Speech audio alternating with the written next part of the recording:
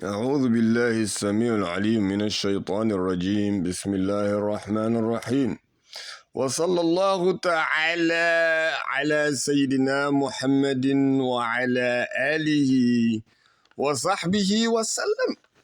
Picking up with the legendary stories of the prophets alayhim salatu wassalam, we have covered the story of Prophet Adam alayhi salatu wassalam, the Prophet Enoch or Idris alayhi salatu wassalam, the Prophet Nuh or Noah alayhi salatu wassalam, and the Prophet Hud alayhi salatu wassalam, the Prophet Salih or Sal alayhi salatu wassalam, and the Prophet Ibrahim or Abraham alayhi salatu wassalam, his son the Prophet Ismail alayhi salatu wassalam, and his other son the Prophet Ishaq alayhi salatu wassalam or Isaac alayhi salatu wassalam, the Prophet Yaqub or Jacob alayhi salatu wassalam, as well as the story of the Prophet Lut alayhi salatu wassalam, the Prophet Shu'aib alayhi salatu wassalam, the Prophet Yusuf alayhi salatu wassalam, and the Prophet Ayyub or Job alayhi salatu wassalam. The Prophet, the story of Dhil Kifl, the dwellers of the Ras, or the people of Ras. The prophets mentioned in Surah Yasin, we covered that, alayhim salatu wassalam, and the story of the Prophet Jonah, or Yunus alayhi salatu wassalam. And now we are in the first section of the story of the Prophet Musa alayhi salatu wassalam, your humble orator, Muhammad Israel, and welcome everyone to page number 197. As we had mentioned, the story of Prophet Musa is the most popular story in the Quran. So we will get to why that is, inshallah, at some point, if it's not already in the content in the Muhammadu Gambia channel or Abdul Fattah Muhammad, rahimahumullah. But we will pick up from here and move on with the text.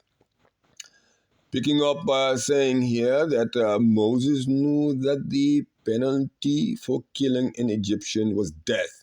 Allah Jalla Jalaluhu mentions, and he entered the city at a time of unawareness of its people, and he found there two men fighting, one of his party, meaning his religion, from the children of Israel, and the other of his foes. The man of his own party asked him for help against his foe. So Moses struck the other man with his fist and killed him. He said, and I quote, "This is of Satan, of Shaitan's doing. Verily he is a plain, misleading enemy," end quote. He said, and I quote, "My Lord, verily I have wronged myself, so forgive me," end quote. Then he forgave him. Jalla Jalaluhu forgave Moses.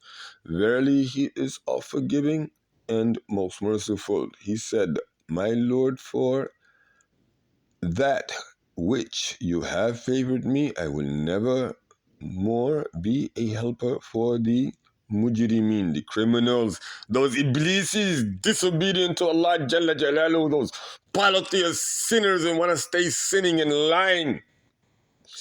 So he became afraid, looking about in the city, waiting as to what will be the result of his crime for killing. When, behold, the man who had sought his help that day before called for his help again. Moses said to him, "Verily you are a plain misleader." Then when he decided to seize the man who was an enemy to both of them, the man said, "O Moses, is it your intention to kill me as you killed a man yesterday? Your aim is nothing but to become a tyrant in the land and not to be one of those who do right." And there came a man running from the farthest end of the city. He said, "O Moses, verily the chiefs are taking counsel against you, killing, so escape. They want to kill you. Truly I am to you of those who give sincere advice." So he escaped from there, looking about in a state of fear. He said, "My Lord, save me from the people who are evildoers, Iblisis, liars. Moses left Egypt in a hurry, without going to Pharaoh's palace or changing his clothes. Nor was he prepared for traveling. He did not have a beast of burden upon which to ride, and he was not in a caravan. Instead, he left as soon as the believer came and warned him of Pharaoh's plan. He traveled in the direction of the country of Midian, which was the nearest inhabited land between Syria and Egypt. His only companion in this hot desert was Allah Jalla Jalaluhu, and his only provision was piety. There was not a single root to pick to lessen his hunger. The hot sand burned the soles of his feet. However, fearing pursuit by Pharaoh's men, he forced himself to continue on. He traveled for 8 nights, hiding during the day. After crossing the main desert, he reached a watering hole outside, Midian, which is the city, where shepherds were watering their flocks. No sooner had Moses alayhi salatu wasalam reached Madian than he threw himself under a tree to rest. He suffered from hunger and fatigue. The soles of his feet felt as if they were worn out from hard walking on sand and rocks and from the dust. He did not have any money to buy a new pair of sandals, nor to buy food or drink. Moses noticed a band of shepherds watering their sheep. He went to the spring, where he saw two young women preventing their sheep from mixing with others. Moses sent, alayhi salatu wasalam, Musa, we're going to use Moses. Moses sent, alayhi salatu wasalam, sensed that the women were in need of help. Forgetting his thirst, his hunger, his destitution, he drew nearer to them and asked if he could help them in any way. The oldest sister said, "We are waiting until the shepherds finish watering their sheep, then we will water ours." Moses asked, "Why are you waiting?" The younger one said, "We cannot push men." Moses was surprised that women were shepherding, as only men were supposed to do it. It is hard and tiresome work, and one needs to be on the alert. Moses asked, "Why are you shepherding?" The younger sister answered, saying, "Our father is of an old age. His health is too poor for him to go outdoors." Almighty Allah Jalla Jalaluhu describes the event, and when he arrived at the water of Midian, he found there a group of men watering their flocks, and besides them he found two women who were keeping back their flocks. He said, "What is the matter with you?" They said, "We cannot water our flocks until the shepherds take their flocks, and our father is very old man."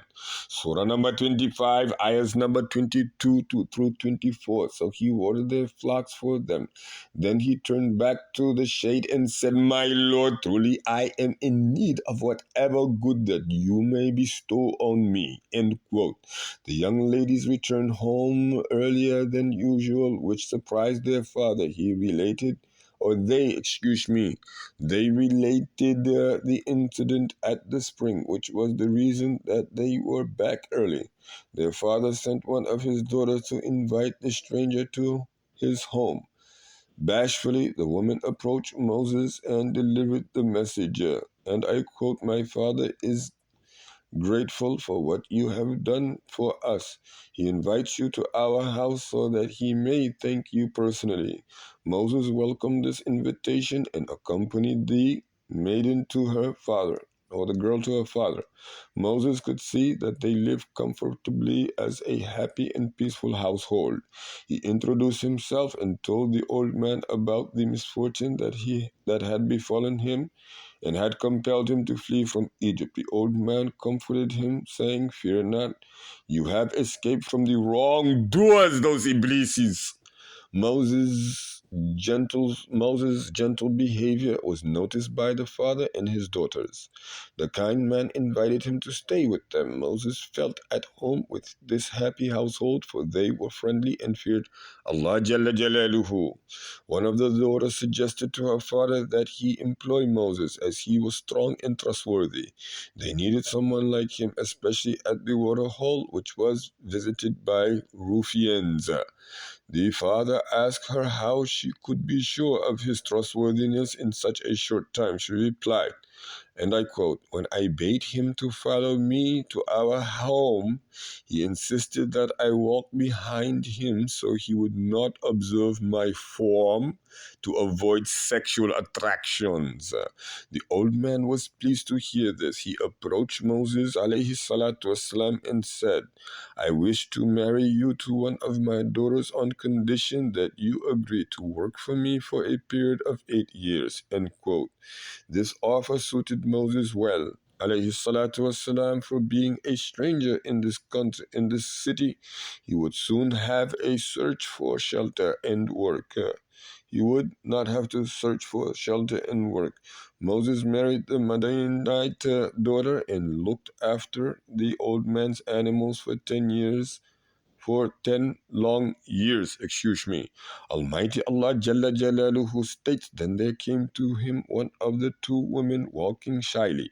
She said, 'Verily, my father calls you, that he may reward you for having watered our flocks for us.' So when he came to him and narrated this story, he said, 'Fear you not, you have escaped from people who are polytheists, disbelieving wrongdoers, Iblisis.' And said one of them, meaning the two women, 'O my father, employ him, for indeed hire him, verily the best of men for you to hire is the strong, the trustworthy one.' He said, 'I intended to wed you to one of my two daughters, on condition that you serve me for 8 years. But if you complete 10 years, it will be a favor from you.